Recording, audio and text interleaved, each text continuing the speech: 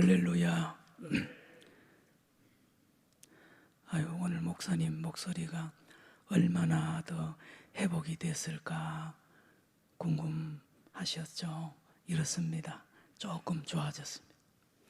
저는 요즘 큰 손주하고 아주 데이트합니다. 예, 제가 큰 손주 이름이 강우인데, 강우야 잘 있었니? 하면요, 얘가 예, 잘 있었어요. 저하고 똑같이 낮은 목소리로 합니다. 여러분, 설교 조용하게. 요즘 제가요, 어떤 생각 하냐면, 제가 이 목소리 회복될 때까지 이렇게 설교하다가 이게 제 설교 스타일이 될 것 같은 불길하지 않는 생각을 합니다.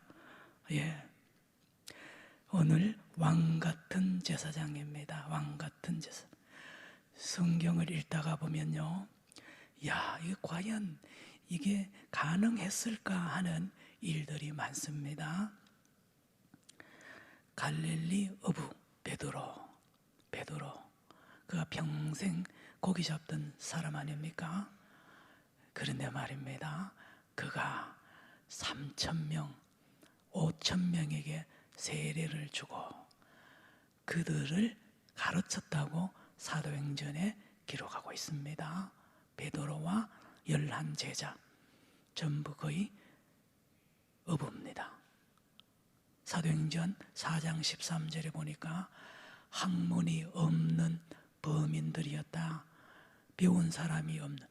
그래서 성경도 여러 지식도 얼마나 부족했는데요, 그들이 서울 예루살렘 한복판에 전 세계에서 모인 쟁쟁한 유대인들, 그 안에 랍비도 있고요, 그 안엔 제사장도 있습니다. 사도행전 6장 7절에 보니까 허다한 제사장의 무리들도 베드로 옆에 나와 예배 뭡니까? 세례받고 가르침을 받았다. 이 말이 안 되잖아요. 어떻게 율법 박사들이, 쟁쟁한 학자들이 저 시골 베드로에게 성경을 배우고 가르침을 받느냐 말입니다. 그런데 그런 일이 일어났다고 성경은 우리에게 알려줍니다. 여기 우리 하나 아셔야 되는 것은, 베드로가 제자들이 그들을 가르칠 때에 입으로 말씀으로 가르쳤죠. 그런데 그들의 삶이 이 가르침과 일치했다는 사실을 기억해야 됩니다. 말하는 거하고 행동하는 게 다르면 그 사람들이 배우지 않겠죠. 기독교 2000년 역사를 공부해 보면 또 의문이 갈 때가 있습니다. 로마의 박해를 피해서 250년 동안 기독교가 공인이 될 때까지 로마에 있는 교인들이 어디서 살았다고 그랬습니까? 지하 공동묘지 카타콤에서 살았습니다. 캄캄한 곳에서요, 250년. 자손 대대로 삽니다. 조선이 500년이에요. 2조 500년. 250년 동안 지하 공동묘지에 살던 이 그리찬들이 돈이 있겠습니까? 배운 사람이 많겠어요? 그렇지 않겠죠? 사회적으로 지위가 높은 사람도 별로 많지 않았는데 그 밖에 살던 로마 시민들이 이들에게 영향을 받습니다. 그래서 밖에 사는 로마 시민들이 이 카타콤에 살던 이 그리스도인들의 삶을 배우게 된단 말이에요. 놀랍죠? 로마의 귀족들이 대단하잖아요. 돈과 권력이 있잖아요. 그런데 이 로마의 귀족들도 이 카타콤에 있는 무리들의, 그리스도인들의 삶을 배우게 됩니다. 그 중에 로마의 귀족들의 부인들이 있습니다. 생활이 방탕하죠. 성적으로도 타락한 귀부인들이 많아요. 그런데요, 그들이 며느리감을 구할 때에는 여기에 있는 지하 공동묘지에서 신앙생활하는 그리스도인들 중에 처녀들을 데려갔습니다. 자기 며느리로요. 왜요? 자기가 아는 동네 처녀들은 다 물러납니다. 이런 일이 있었습니다. 로마 황제와 로마 황실 사람들도 결국은 이 사람들 앞에 무릎을 꿇고 세례를 마지막에 받죠. 콘스탄틴 황제가 이들의 삶을 유심히 봤습니다. 그의 어머니 헬레나라는 여사는 일찍이 예수를 믿고 아주 신앙생활을 잘했는데 왜 그랬을까요? 바로 이 적은 무리들의 이 그리스도인들의 삶을 보고 감동을 받은 거죠. 이것은 우리 조선의 초기 교회도 있습니다. 한국 초대교회의 성도들의 삶이 또 그랬습니다. 3.1 운동 때 말입니다. 그때 우리 인구가 1600만 명쯤 되었답니다. 그 중에 예수 믿는 사람이 21만 명, 전국에 1.3% 내지 1.5%가 예수를 믿었는데요. 33인이 독립선언문에 서명하는데 16명이 그리스도인들입니다. 그리고 이 적은 그리스도인들이 YMCA, YWCA, 미션스쿨, 병원을 세우고요. 민족을 지도했습니다. 적은 무리들이요. 그들의 거룩한 삶이 말입니다. 그들의 빛나는 삶이 이 나라를 살리고 사회를 소망을 주었단 말입니다. 성도 여러분, 코로나19 중이고 사순절 기간인데요. 계속 말씀을 전합니다마는 절호의 기회가 왔습니다. 한국 교회가 새로워지는 절호의 기회가 왔어요. 그 중에 오늘 우리가 깊이 생각할 것은 예수 믿는 우리의 정체성이 뭐냐 말입니다. 예수 믿는 나의 정체성이 뭐냐. 나는 예수 믿고 어떤 사람으로 살고 있는지 잃어버렸던 정체성을 회복하기에 절호의 기회가 왔습니다. 오늘 본문에 있습니다. 2장 9절 같이 읽습니다. 베드로전서 2장 9절입니다. 같이요. 시작. 그러나 너희는 택하신 족속이요 왕같은 제사장들이요 거룩한 나라요 그의 소유가 백성이니 이는 너희를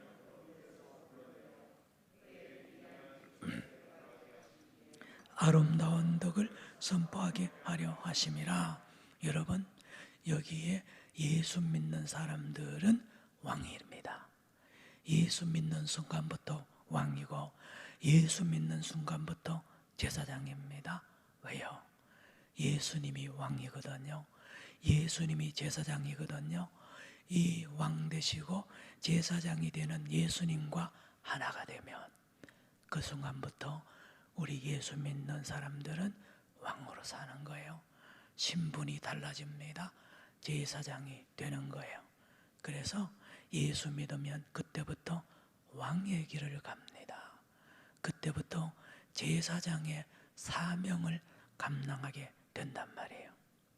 베드로가 그 쟁쟁한 3,000명, 5,000명의 잘난 유대인들의 선생이 될 수 있었던 것은 예수를 믿은 베드로가 왕이 되었거든요. 예수를 믿은 베드로가 제사장이 되었거든요. 그래서 감당했습니다.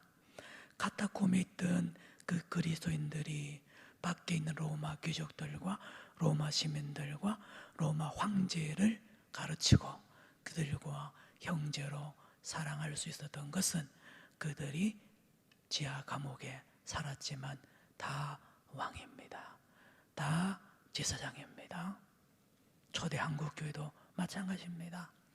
1.6%밖에 안 되는 그리스도인들이 하나같이 왕으로 살았고요, 제사장으로 살았기 때문에 그런 위대한 일을 할 수가 있었습니다. 성도 여러분, 제가 말씀드린 이 무리들은 부자들이 아니었고 학자들도 없습니다.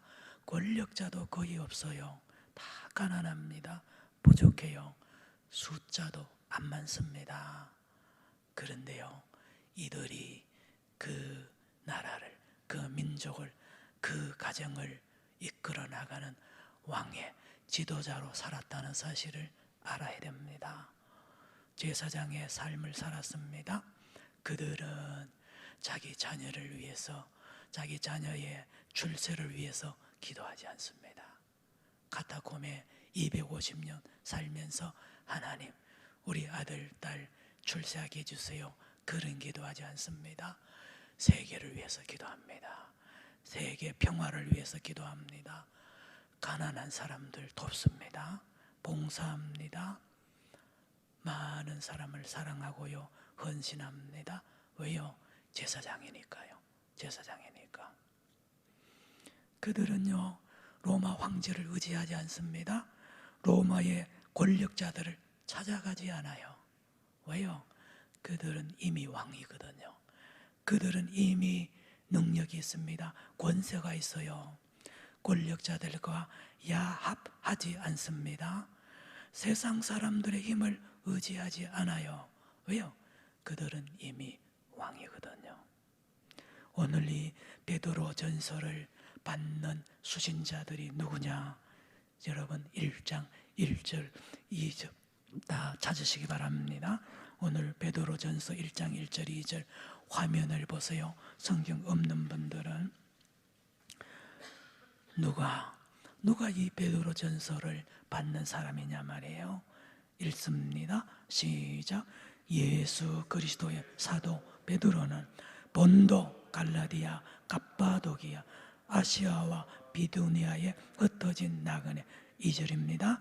곧 하나님 아버지의 미리 아심을 따라 성령이 거룩하게 하심으로 순종함과 예수 그리스도의 피 뿌림을 얻기 위하여 택하심을 받는 자들이 편지하노니 은혜와 평강이 너희에게 더욱 많을지어다.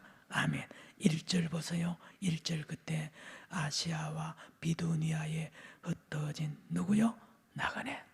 여러분, 이 베드로 전서를 받는 성도들은 흩어진 나그네입니다. 여러분, 흩어진 나그네가 무슨 힘이 있어요? 무슨 돈이 있고 무슨 권력이 있고 무슨 땅이 있습니까? 아무것도 없어요.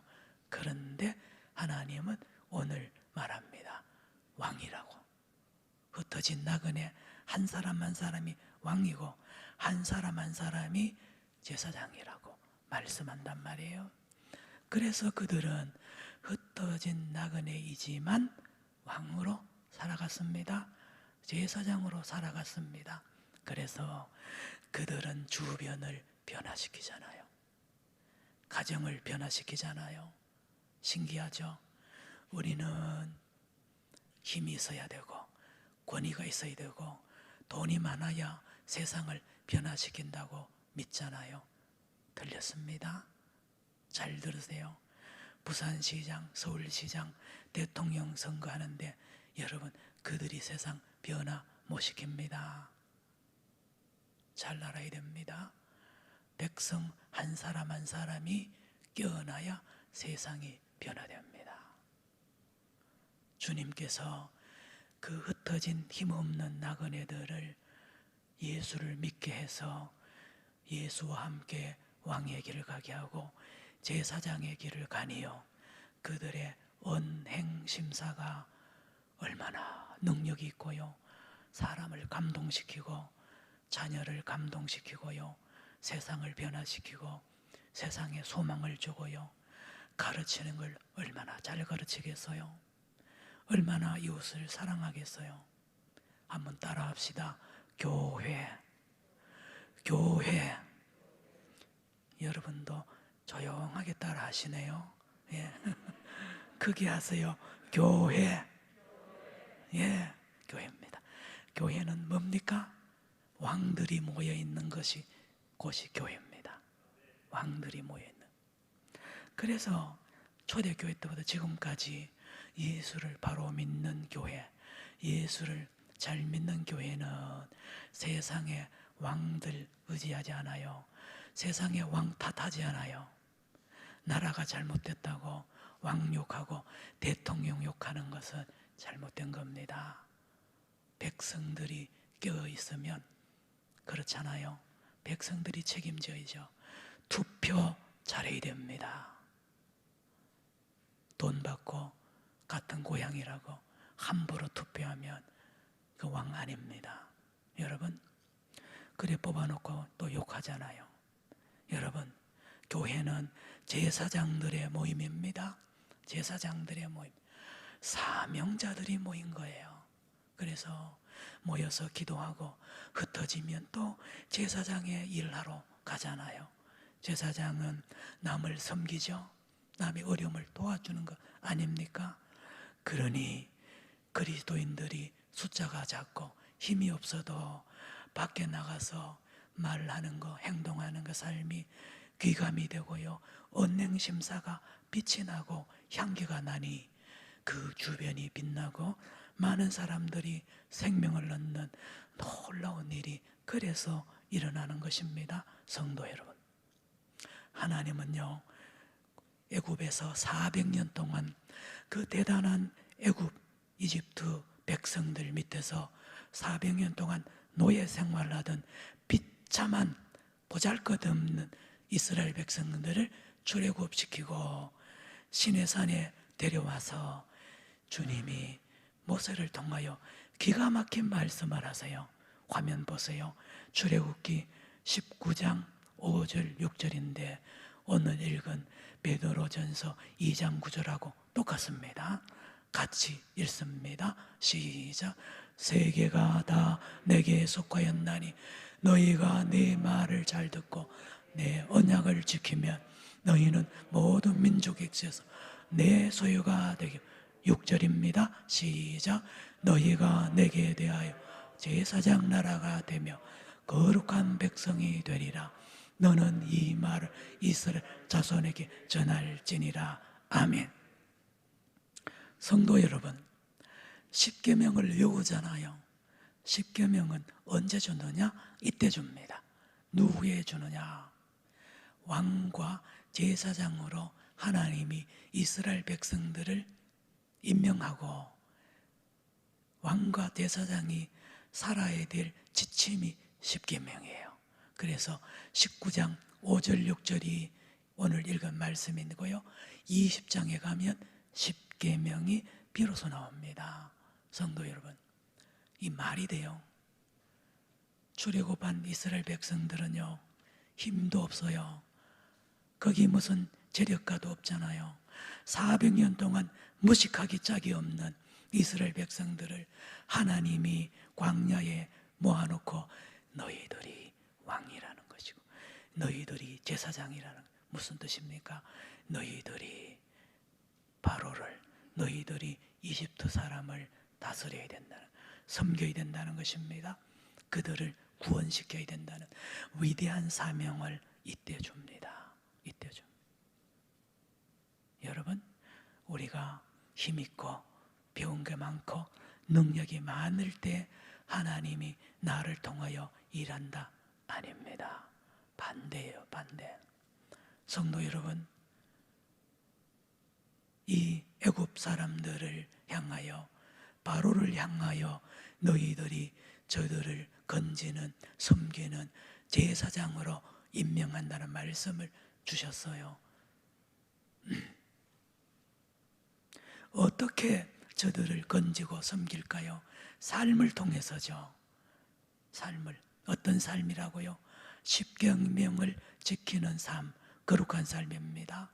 예, 그 거룩한 삶을 살면 그 삶을 보는 애굽 사람과 전 세계 사람들이 변화되게 되어 있습니다.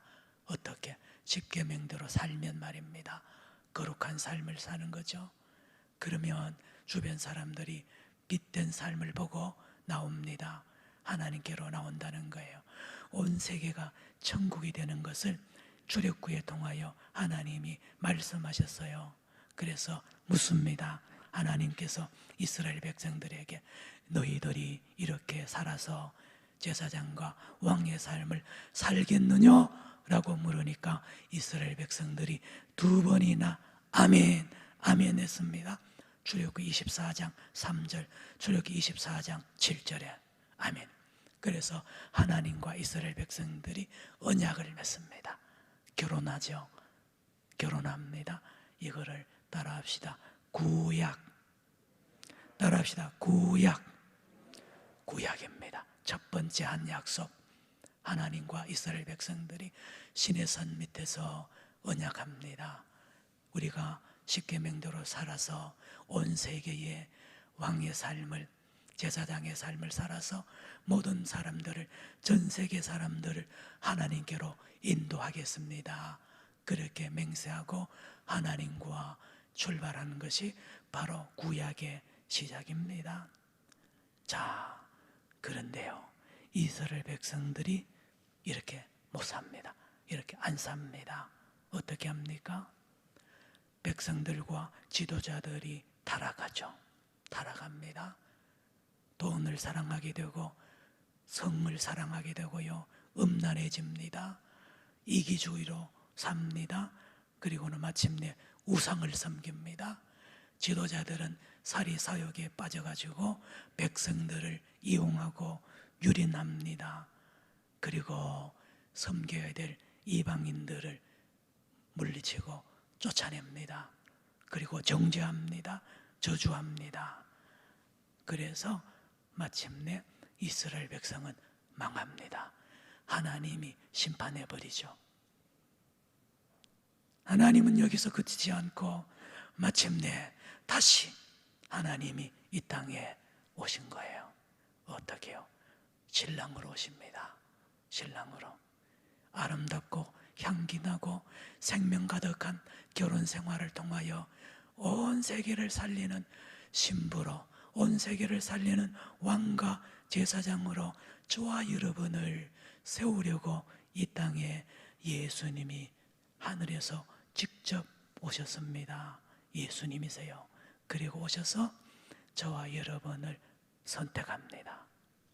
신부로 아무나 부르지 않아요.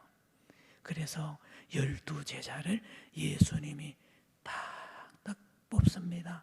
신부로요. 왕 같은 신부, 제사장 같은 신부로 직접 뽑았고 저와 여러분도 뽑힌 줄로 믿습니다. 주님이 말입니다. 여러분, 예수를 안 믿는 게 아니고 못 믿는 거예요. 예수님이 뽑지 않으면 예수 못 믿어요. 교회 못 나옵니다. 왕이 될 수 없고 제사장 못 돼요. 그런데 저와 여러분과 초대교회 성도들은 다 뽑혀서 하나님의 왕 같은 하나님의 제사장의 사명을 받고요, 신랑의 천국 나라가 되고 영원한 신랑의 소유가 되어서 예수님과 삽니다. 오늘 9절 또 한번 읽습니다. 베드로전서 2장 9절을 또 읽습니다. 예수님이 오셔서 저와 여러분을 마침내 이렇게 살게 하시는 거예요. 시작. 그러나 너희는 택하신 족속이요 왕같은 제사장들이요 거룩한 나라요 그의 소유가 된 백성이니 이는 너희를 어두운 데서 불러내어 그의 기이한 빛에 할렐루야. 예수님께서 저와 여러분을 선택하고 저와 여러분을 왕같은 제사장으로 세우기 위해서 죽으신 거예요. 그냥 안 됩니다. 그냥 안 돼요. 예수님의 생명이 희생이 되어야 비로소 우리가 그렇게 됩니다. 그래서 예수님의 핏값으로 저와 여러분을 사서 제사장 왕 만드신 겁니다. 고난과 고통과 수치와 저주의 십자가를 지셔서 마침내 저와 여러분을 위대한 왕으로, 놀라운 제사장으로 삼았습니다. 그러므로 누구든지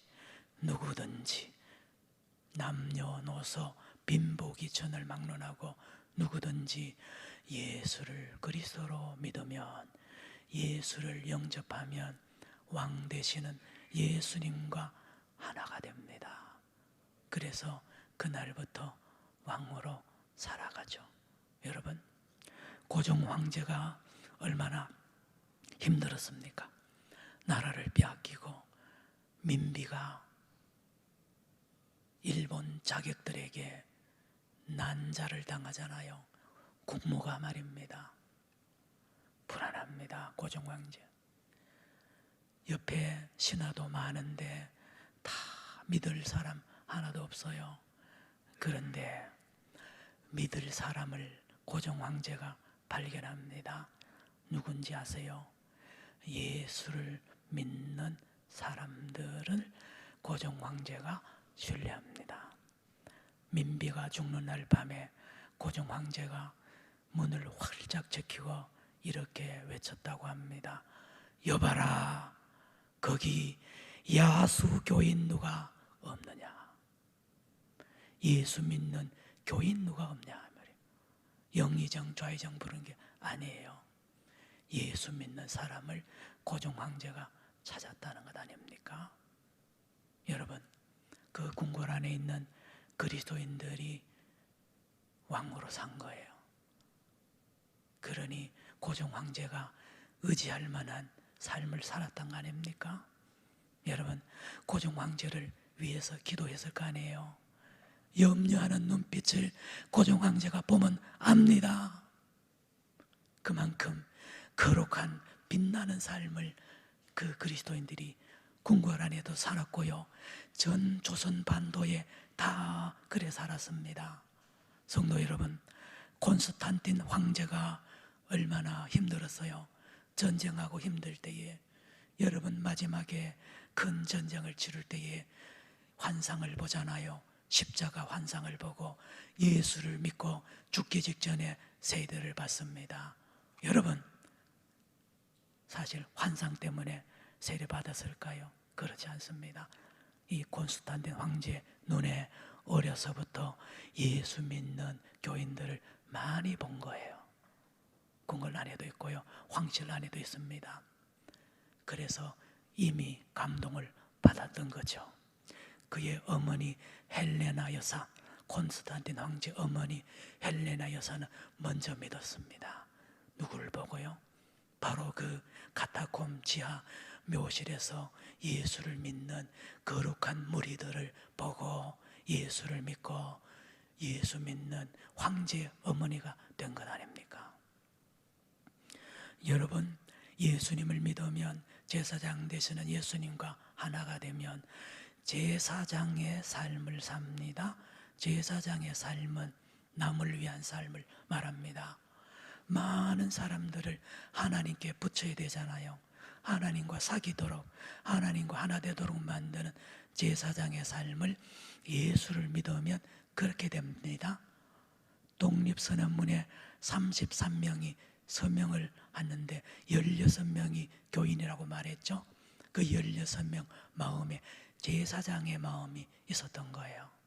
민족이 일본 치하에 일본 사람들의 발에 밟히는 걸 보고 가만히 있으면 제사장 아닙니다.